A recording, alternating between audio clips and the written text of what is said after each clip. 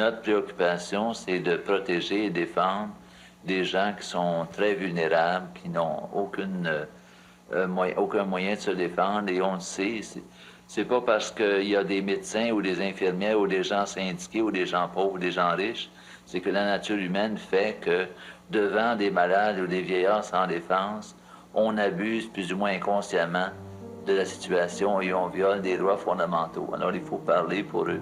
Ça déplaît à certains, mais il faut le faire. Et notre unique préoccupation, c'est de défendre l'humain, de promouvoir l'humain. Et on pense que beaucoup d'employés, syndiqués ou non, comprennent notre action et nous appuient. Il est menacé de mort à certains moments quand il y a des négociations. Ma mère est obligée d'embaucher un gardien de sécurité à la porte de sa chambre. C'est assez particulier, oui. Mais ça s'est fait, ça s'est produit parce que Claude était menacé de mort.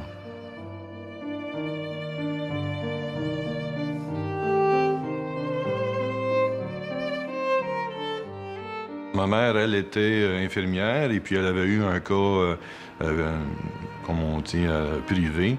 Elle allait s'occuper de quelqu'un qui était malade à la chute, puis elle était en maison de chambre. Et puis c'est là qu'elle a rencontré mon père. Alors, mon nom est Alain Brunet, je suis le frère de Claude Brunet. Alors, c'est une famille très dynamique. Arthur était un homme d'affaires. Il avait des restaurants, des taxis, un bureau de poste. Il faisait flèche de tout bois partout. Tout ce qu'il touchait, ça l'intéressait. Mon nom est Paul Brunet. Je suis président et porte-parole du Conseil pour la protection des malades. À la famille, on était 5 garçons, une fille. Mais au début, quand ils se sont installés à Morrisburg, Claude avait 7 ans. C'est ça, une journée que ma mère se promenait, elle allait faire des courses avec Lily dans son, à pied, à 5 ans. Ils se sont rendus au magasin Beamish voir mon père, puis faire des courses auto. Puis mon père était à la course, puis il a dit « Vite, retourne à la maison, il faut s'en aller à Montréal. Claude est tombé malade. » Ben, il était inconscient, il était dans les convulsions, il savait pas ce qu'il y avait, puis il est rendu à l'hôpital, ils se sont rendus compte qu'il faisait une méningite. Alors, c'était ce virus qui avait affecté sa colonne vertébrale. Alors, ils ont essayé par toutes sortes de traitements là, dans les rebouts de le soulager, et puis il a été dans le coma pendant 11 jours.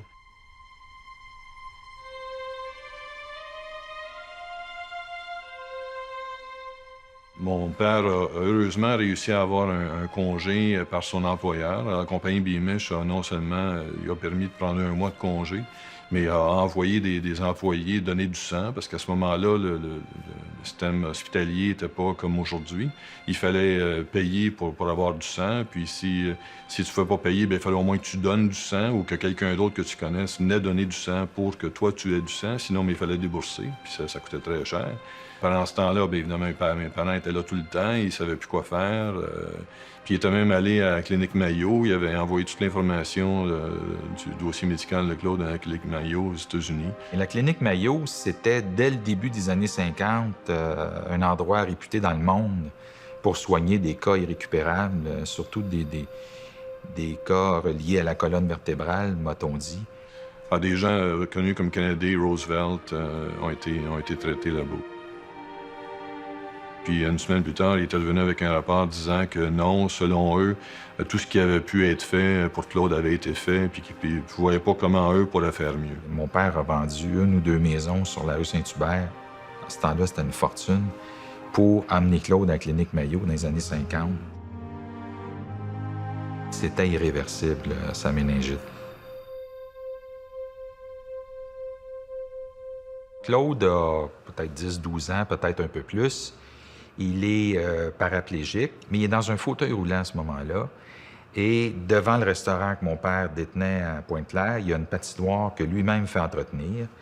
Alors, il fait jouer les enfants, mais à la condition que Claude garde les buts. Évidemment, il est en fauteuil roulant, fait qu'il lui donne un bâton de hockey de goaler, puis Claude garde les buts. Puis quand les jeunes venaient jouer avec lui, bien là, évidemment, il trouvait des fois que la rondelle rentrait trop facilement dans les buts, fait que ça chialait. Puis là, ben, quand ça chialait trop, évidemment, des fois, c'était le soir, il était grand en lumière qui éclairait la patinoire, puis bon, ben, là, les enfants chialaient parce qu'ils pouvaient plus jouer. Alors là, il a dit, si Claude garde pas les buts, il n'y a pas de patinoire.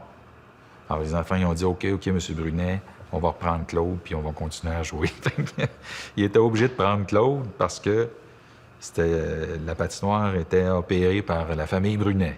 Évidemment, ma présence amenait mes parents à peut-être avoir davantage soin de moi que les autres enfants. Mais on était prévenus contre ça. Mes médecins avaient demandé à mes parents de me traiter sur le même pied que les autres enfants et de m'aider à me débrouiller le plus possible par moi-même. D'ailleurs, j'avais fait presque 1 an à un hôpital militaire dès l'âge de 9 ans pour apprendre à faire des tas de choses par moi-même, me laver, m'installer dans mon fauteuil roulant. Alors, très jeune dans la famille, je pense que j'étais un peu plus gâté que les autres, mais mes parents, quand même, ne voulaient pas faire de moi quelqu'un qui était très, très gâté et qui comptait constamment sur l'aide des autres.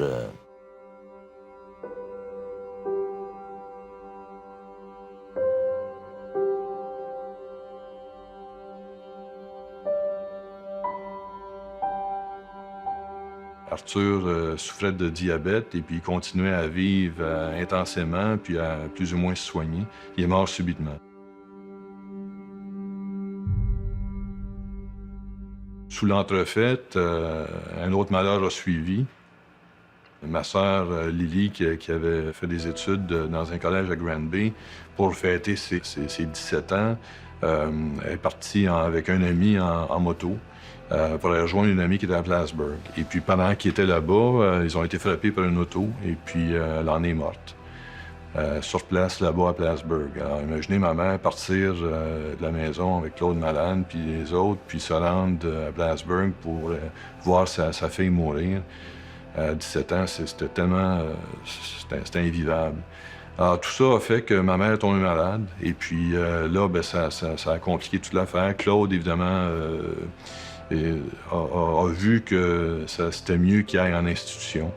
Et puis, il avait choisi parmi les différentes institutions qui étaient disponibles à ce moment-là un hôpital qui avait été créé par le cardinal Léger, appelé Saint-Charles-Borromée.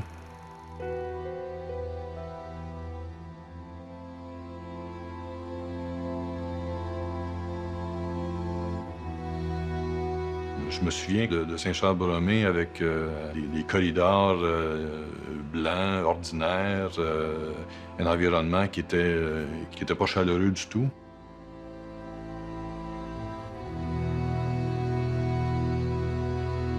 J'ai pensé à des mouvements de révolte semblables, j'ai pensé au suicide, mais grâce à la présence régulière de mes parents, à leur bonté, à leur dévouement, à leur souci de m'aider dans toute la mesure du possible, j'ai passé à travers cette période-là, heureusement. Alors, c'était systématique. À chaque semaine, peu importe ce qu'avait été notre semaine, le dimanche, on allait voir Claude.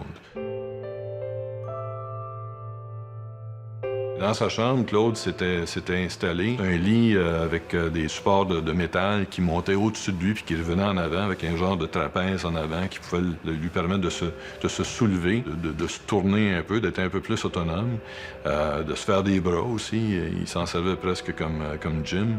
Puis il y avait aussi une tablette dans ce rack-là avec plein de livres parce que Claude lisait beaucoup. La raison pour laquelle Claude s'est retrouvé à plat ventre, c'est qu'il y a eu des complications au niveau de ses reins. Il a fallu qu'il lui enlève un rein et puis il a fallu aussi qu'il lui enlève une jambe, qu'il lui ampute une jambe. Alors, il n'y avait pas l'usage de ses jambes. Ses jambes, même s'il est décédé à 48 ans, ses jambes sont restées toujours à la même dimension que quand il avait 7-8 ans. Ils n'ont pas progressé. Alors, une de ses jambes était pleine de plaies, il a fallu qu'il l'ampute. Claude, avec ces dérangements-là, ne pouvait plus s'asseoir. Le système d'hospitalisation dans ces années-là n'aidait pas comme aujourd'hui. Il fallait s'arranger avec les moyens du bord. Et puis, alors, comme ça, Claude avait trouvé des gens, des bénévoles, des bonnes âmes qui avaient réussi à modifier une civière pour lui mettre des roues de fauteuil roulant dessus. À l'époque, là, où quand vous êtes admis dans un centre d'hébergement, vous ne sortez plus de là, là.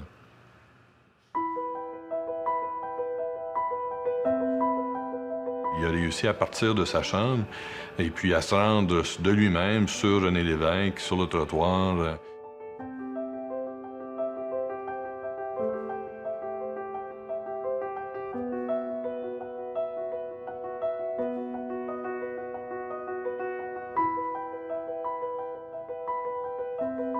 Moi, j'ai toujours été le patenteux de la famille, puis ça donnait que je travaillais pour une entreprise qui me fournissait un camion. C'est arrivé que Claude me demandait, parce que dans ces années-là, il n'y avait pas de minibus, il n'y avait pas de transporteur spécialisé. Surtout pour une civière comme la sienne, un fauteuil roulant, ça pouvait toujours aller, mais lui, c'était une civière avec des grosses roues dessus. J'avais trouvé des madriers, puis on poussait Claude dans le camion. C'était carrément un camion-van avec des portes derrière où on posait des rails, puis on faisait monter les fauteuils ou Claude, puis il s'accrochait tout le temps parce que c'était pas assez élevé pour faire monter un fauteuil roulant. Écoute, c'était vraiment rudimentaire. Puis on attachait sa civière tant bien que mal pour que ça bouge, là, avec les ceintures de sécurité des sièges, tout ça. Mais lui, il était libre sur la civière, là. Et puis il y avait les deux sièges en avant, puis il y avait la tête entre les deux. Il était juste à côté de moi quand je conduisais. Alors s'il avait fallu qu'on ait un impact, là, il passait au travers du pare-brise, bien raide.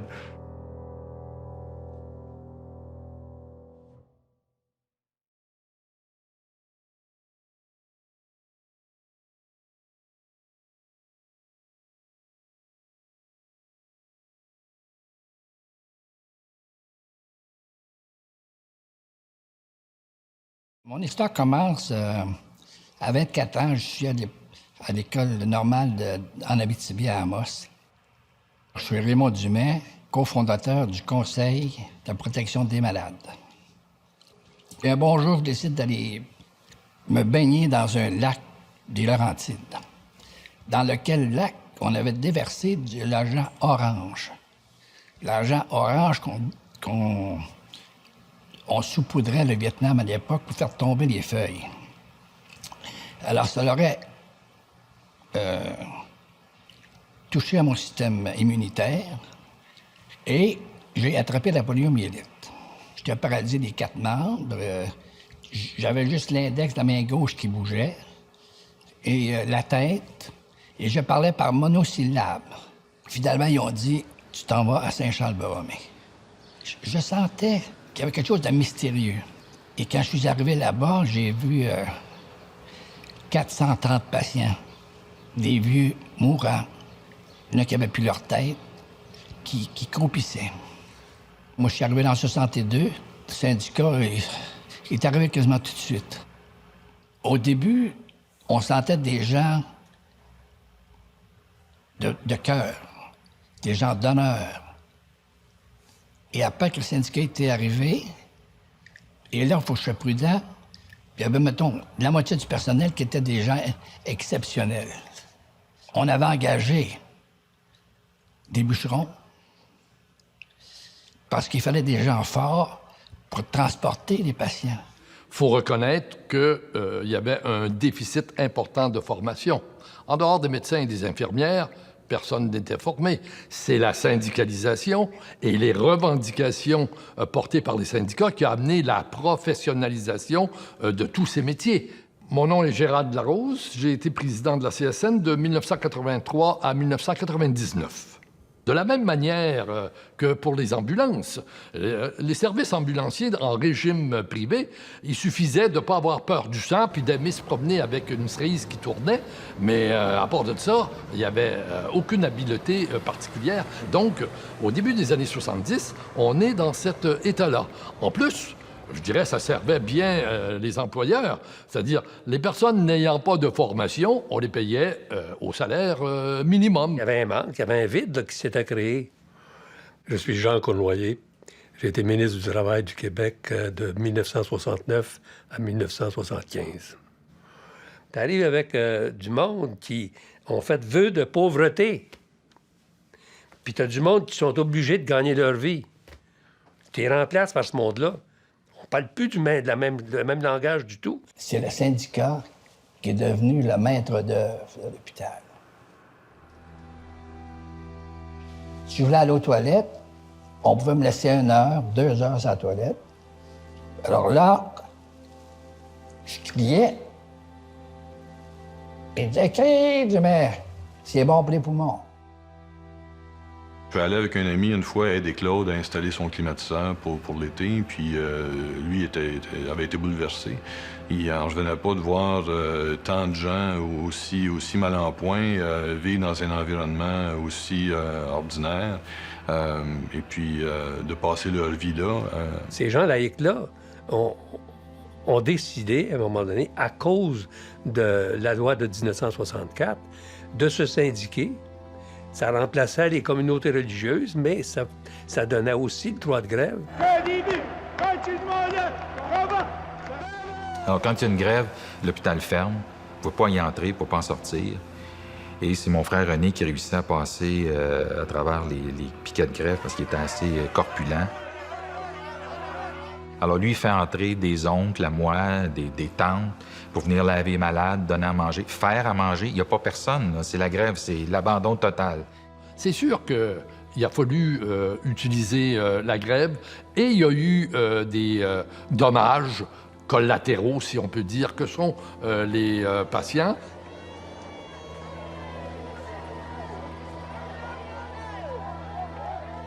Et je pense que dans l'expérience historique, et précisément à cause de la présence des comités de malades, les intérêts des malades ont été pris en compte au fur et à mesure. Et dans ce sens-là, je pense que dans une saine démocratie, c'est une avancée.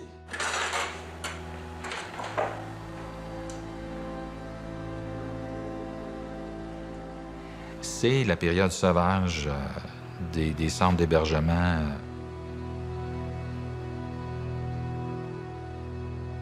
Je pense que c'était 70 à 75 de nos bulletins étaient composés de conflits syndicaux. Mon nom est Pierre Bruno. J'étais chef de pupitre à CKC en 1972. Et là, j'ai pu rencontrer Claude. Il y avait eu une grosse revendication syndicale en 70 où les syndicats faisaient front commun. Le premier front commun intersyndical, c'était pour obtenir 100 $ par semaine. C'était le salaire que revendiquaient les enseignants, les travailleurs d'hôpitaux et tout. Alors imaginez-vous, c'était 5 000 $ par année. Ça, c'était ce que les gens voulaient gagner par année. On ne poursuivait pas les hôpitaux ou les médecins, et encore moins les autorités à l'époque. C'était tabou, hein? Alors imaginez-vous dans un hôpital, tu ne poursuivais pas les prêtres, puis tu ne poursuivais pas les médecins, puis tu ne poursuivais pas non plus l'hôpital. Mais Claude avait dit que c'était assez. À Saint-Charles-Borromée, les malades avaient décidé de se prendre en main sous la direction de Claude Brunet. C'était un peu nouveau, le discours de Claude Brunet qui arrivait, là. Et il y avait du monde entre les administrations hospitalières et les syndicats, les travailleurs. Tous les jours, on parlait de ces deux-là qui se confrontaient. Mais tout à coup, il y a quelqu'un qui sortait entre les deux et disait « Hey, on existe, nous autres, là. » On était à la recherche d'une solution. Envoyé un manifeste à M. le ministre Cournoyer le 11 juillet 1972. J'ai été surpris de lire la nature des mauvais traitements qui étaient infligés à des malades incurables. Ça, j'ai été surpris parce que je ne pensais pas que des hommes ou des êtres humains pouvaient faire ça à d'autres. Ils se plaignaient du fait que c'est de l'inhumanité qui avait entouré l'exercice du droit de grève par les employés de Saint-Charles-Borromée.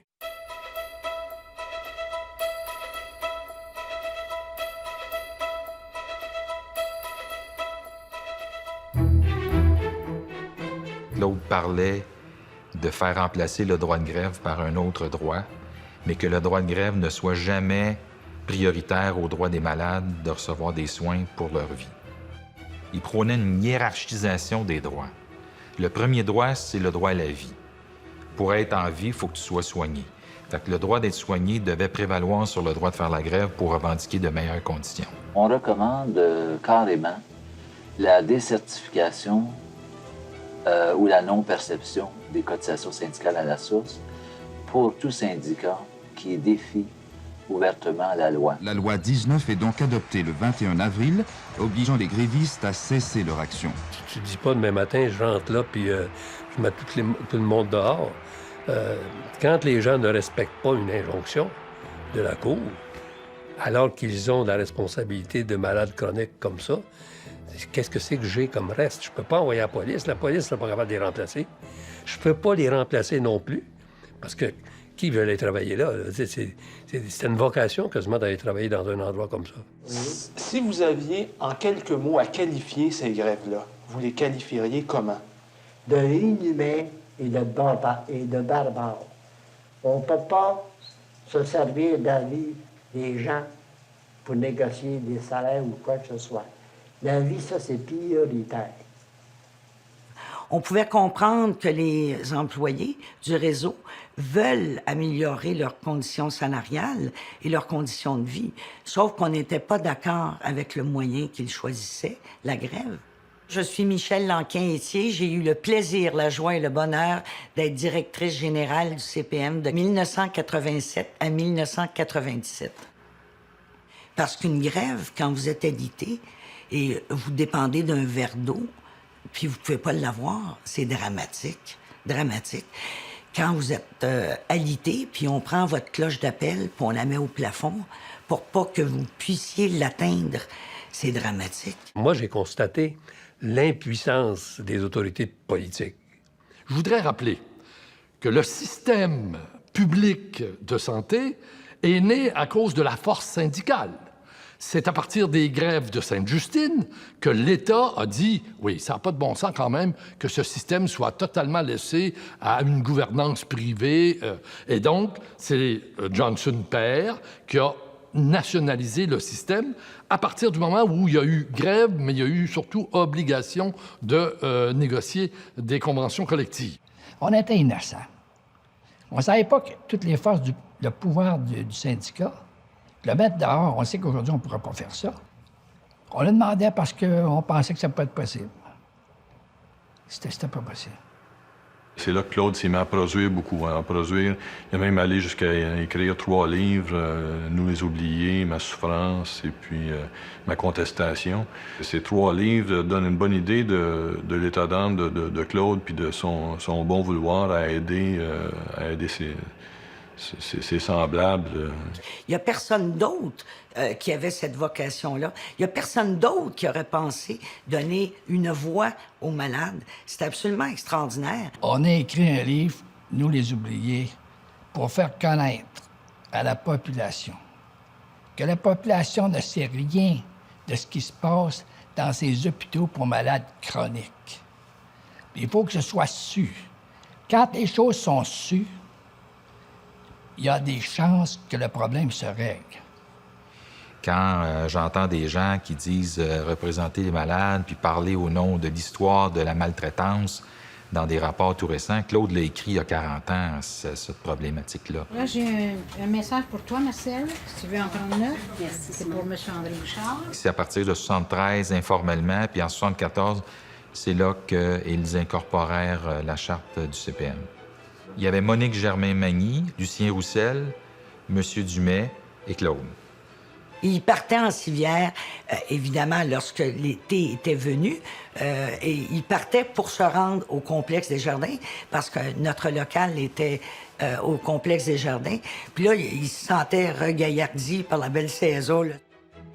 Puis il roulait, mais j'avoue, à folle vitesse, hein? Puis moi, je courais en arrière, j'avais de la difficulté, puis il riait, il trouvait ça drôle. Mais avant que les trottoirs ne soient adaptés, Claude s'est fait souvent avertir par la police parce qu'il partait de Saint-Charles-Borromée avec sa civière dans la rue jusqu'à son bureau au complexe des Jardins.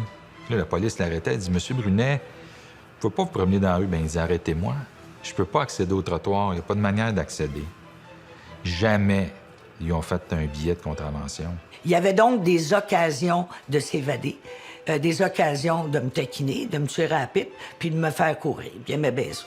Sous M. Lamarre, le président du comité exécutif de la Ville de Montréal dans les années 70, que s'entreprit l'adaptation de tous les coins de rue à Montréal et ailleurs au Québec pour permettre aux gens en fauteuil roulant ou à mobilité réduite de pouvoir marcher puis arriver sur le trottoir sans se blesser. Aussi, pour faire passer la pilule, nous, on a dit que ce serait également bon pour les vieilles personnes et les jeunes dames qui ont des enfants.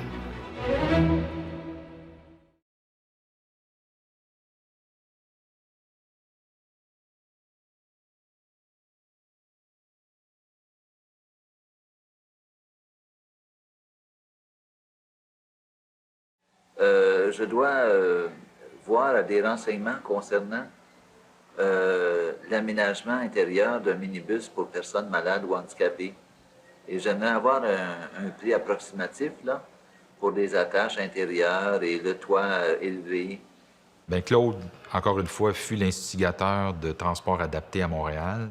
Oui, alors il faudrait aussi que la porte arrière soit assez élevée pour que nos malades n'aient pas à se pencher beaucoup la tête en avant ou sur le côté. Et aussi, j'aimerais savoir si ces attaches peuvent être calfeutées d'une certaine façon pour pas qu'elles égratignent les poteaux du fauteuil roulant. On a eu jusqu'à 3 véhicules au CPM dans les années 70, début 80, pour conduire les gens qui appelaient pour avoir du transport adapté, imaginez-vous. Graduellement, Claude est devenu le meilleur défenseur des droits des handicapés. Il a pris le devant. Puis, c'est lui qui a été l'élément clé. C'est lui qui a été le plus fort, c'est le plus convaincant.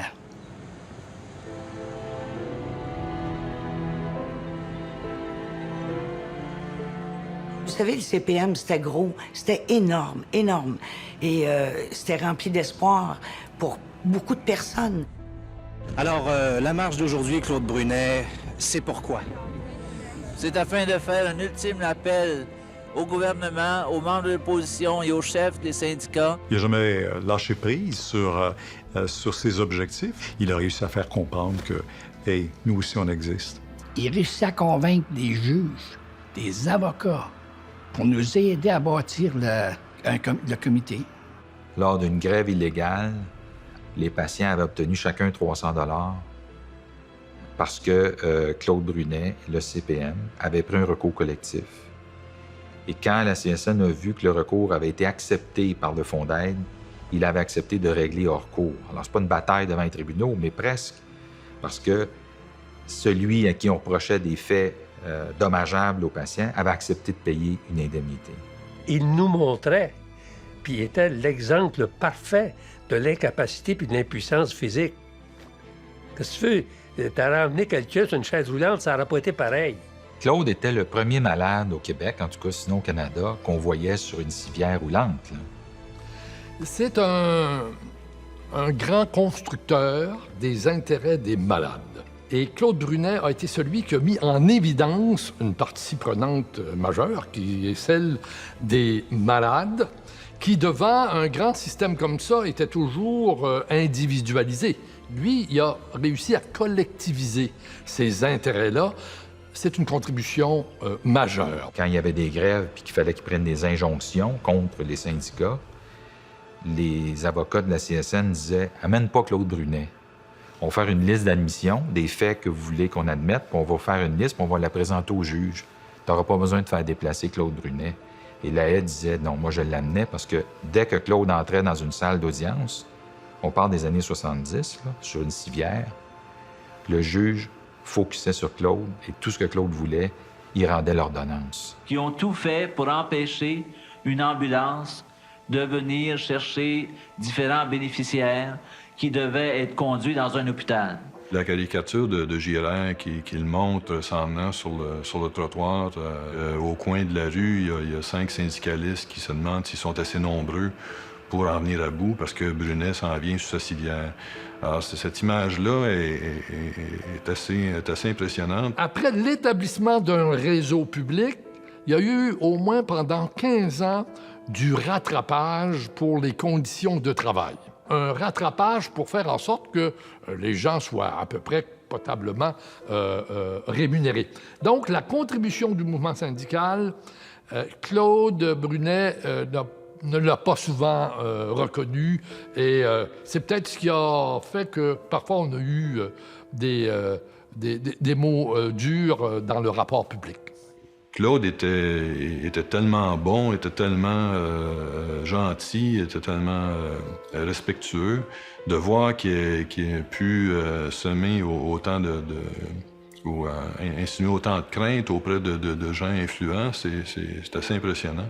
Il y a des gens qui me disaient « Oh, ouais, le gars, c'est la civière. » C'était souvent ça qu'il venait. Ouais. J'ai le grand plaisir ce soir de vous présenter quelques membres du comité des bénéficiaires de l'hôpital Saint-Charles-Borromée.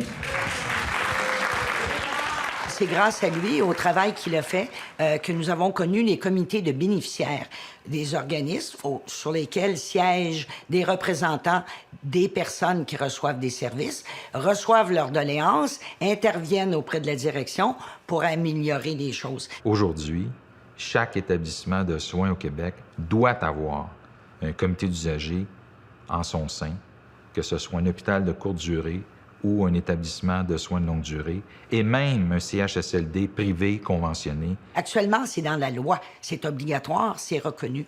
Il y a des centres locaux aussi qui aident les personnes qui passent à travers la courte durée, et c'est grâce au CPM, ça aussi. Tous les usagers de l'établissement peuvent recourir et se faire accompagner par le comité d'usagers ou de résidents pour déposer une plainte ou faire valoir son point auprès de l'administration. Moi, il y a 10 ans que je suis dans le comité des bénéficiaires du foyer Rousselot. Et sur 10 ans, ça fait 9 ans que je suis présidente. Fait qu'on fait notre possible auprès de nos malades, de nos compagnes, pour tâcher de leur procurer une vie un petit peu plus agréable.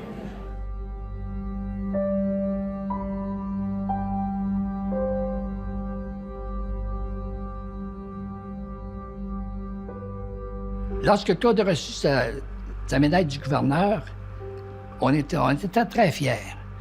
Parce qu'il a tout appris sur le tas. Il n'était pas avocat, il n'était rien, il n'était pas historien, il n'avait rien. Il a tout bâti ça lui-même. Ça signifie une grande reconnaissance du travail que nous faisons. Beaucoup d'espoir pour les malades qui ont travaillé avec nous et qui espèrent beaucoup encore dans l'avenir.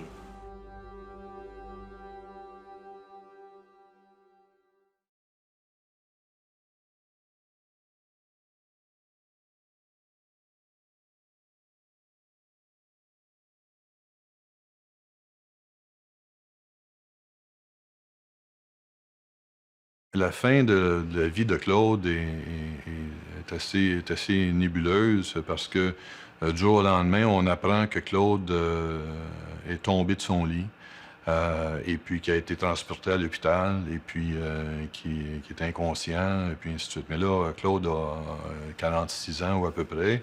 Il est très actif, il fait plein de choses. C'est vrai que, bon, il fallait à intervalles réguliers qu'il soit enlevé de son lit puis qu'il soit mis sur sa civière pour qu'il puisse déambuler, faire ses travaux, ainsi de suite. Mais pourquoi il serait tombé de son lit, on ne sait pas.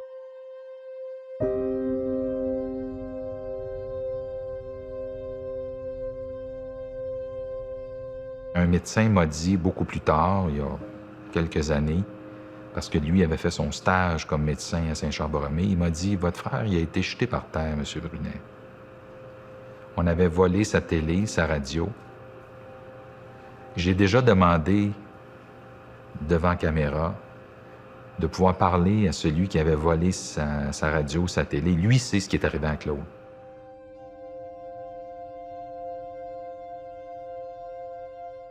Si personne ne s'est avancé, ma conclusion, c'est que le gars qui a volé la télé et la radio, c'est peut-être aussi le gars qui a jeté Claude par terre.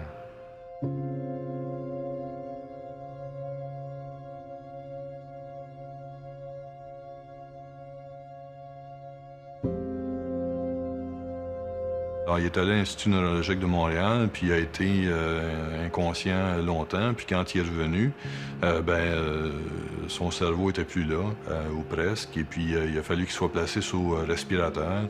Très agité, avec une trachéotomie. Alors, il ne pouvait plus parler, mais on sentait qu'il y avait une rage, il y avait quelque chose qui se passait dont il aurait voulu nous communiquer la teneur. Malheureusement, on n'a jamais su qu'est-ce qui était arrivé. Oh, ça a été très difficile. Hein? Moi, j'ai eu l'occasion d'aller le voir lorsqu'il était dans ses derniers moments. Puis Claude est un homme discret. Sa mère, une femme extraordinaire, elle m'avait demandé la dernière journée, malheureusement, lorsque le décès est survenu, si je pouvais la remplacer au chevet de Claude. Imaginez-vous comme Claude était gentil.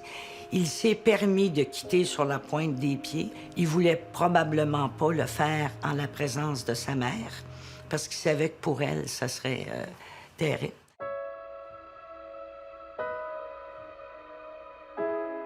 Et un après-midi de juin 88, j'ai reçu un appel comme quoi il était décédé. Probablement d'insuffisance respiratoire. Il était déjà un grand malade, alors imaginez-vous de tomber par terre. Il était multiples fractures. Ce gars-là a souffert toute sa vie, finalement. Hein.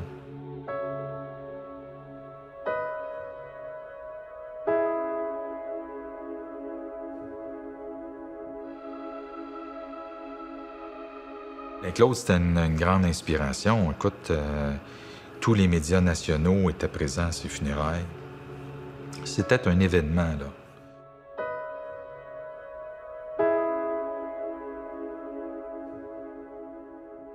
Claude nous laissait une classe pas mal vide, mais c'est Michel Lanquin qui a tenu le Conseil pour la protection des malades à bout de bras.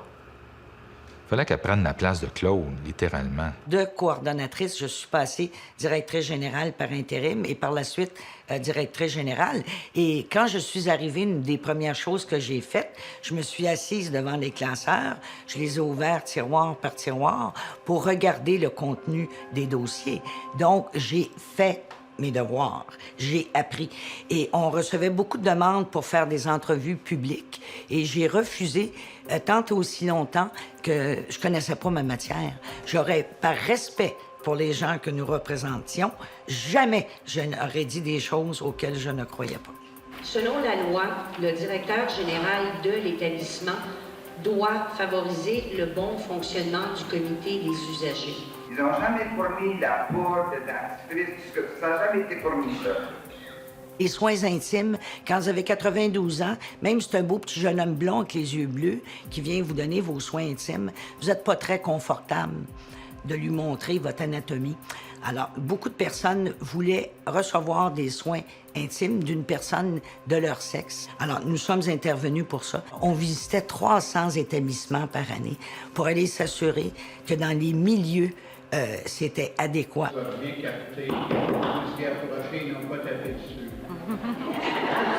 La commission Rochon nous interpelle, on y va. Marc-Yvan Côté nous interpelle pour les principales orientations, on y va. Parce que c'est important qu'on soit présent et qu'on dise quel est l'état. On était terrain, concret. Quel est l'état des choses et comment on peut y remédier. Ce serait plus logique d'unir nos efforts. De toute façon, on se bat chacun notre bord, puis on aboutit à rien. Effectivement, mademoiselle ou madame, c'est très logique. Et ce qui est logique pour vous, l'est également pour le Comité provincial des malades et les malades qui le représentent. C'était énorme. On a permis des changements énormes au point de vue législatif. Est-ce que vous pourrez comprendre que le seul moyen, c'est la grève? Non. Nous sommes très obstinés par nature et moi encore plus. La rencontre d'aujourd'hui est une solution. Elle est probante, elle est réelle. Vous êtes là, on dialogue. Moi, je trouve que c'est une amorce extraordinaire. Il y en a d'autres solutions. Il y en a une maintenant. Permettez-moi de mieux travailler pour mieux vous servir.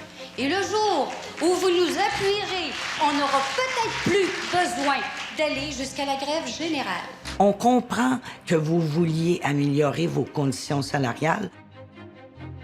On ne peut pas accepter que vous le fassiez sur le dos de personnes qui ont le droit d'avoir des services. Je vous assure que lorsque nous descendrons tous dans la rue pour dénoncer des situations qui sont véritablement et carrément inacceptables, dans l'intérêt des bénéficiaires et dans l'intérêt des travailleurs qui dispensent ces soins-là, que peut-être que les situations vont changer. Alors, en 97, Michel Lanquin quitte pour d'autres cieux. Ça prend un président, ça prend un porte-parole, et j'occupe déjà le poste de directeur général. C'était toute une chance qu'on avait d'avoir quelqu'un d'autre dans la famille pour prendre la relève, parce que sinon, je ne sais pas ce qui serait arrivé avec le CPM. En 2013, nous réglons en recours un autre recours collectif, et dans le règlement, il y a l'adoption d'une politique de lavage du linge dans tous les CHSLD du Québec. Le dénominateur commun, en résumé, de cette politique-là, c'est que désormais, on va laver le linge avec respect. On va faire attention aux couleurs et aux blancs. On ne lavera pas du linge personnel avec des couches souillées. On vient de signer ça, là, 2013. C'est long. Le CPM est voué à travailler encore dans l'avenir. On veut aussi, Mario, éviter que désormais des clips de nouvelles sur des cas atroces qui ont été vécus dans le réseau ne soient pas juste des clips, mais soient des dossiers qu'on va traiter au conseil, qu'on va amener à des conséquences. Mais... C'est ça qu'on vise. On va sur la planète Mars, mais on n'est pas capable d'amener le monde aux toilettes quand il y en a envie. Ça, c'est renversant. Tant qu'on ne pourra pas faire ça, il n'y a pas une structure, il n'y a pas un bureaucrate, il n'y a pas un ministre de la Santé qui va m'impressionner. Dans la région de Québec, près du quart des gens qu'on a admis en CHSLD auraient pu être admis ailleurs. C'est parce qu'on n'avait pas du monde compétent pour venir évaluer en préadmission du monde. C'est important qu'il y ait quelqu'un qui non seulement ait intérêt à aider ces gens-là à l'occasion, mais qu'il le fasse systématiquement tout le temps. Et puis, le CPM est important, puis est impressionnant par ça, par le fait qu'il n'a jamais lâché.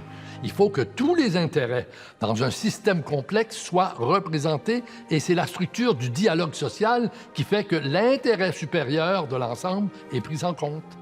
Ça peut ne pas être tranquille demain matin. Si tu enlevais la police, tu l'aurais pu.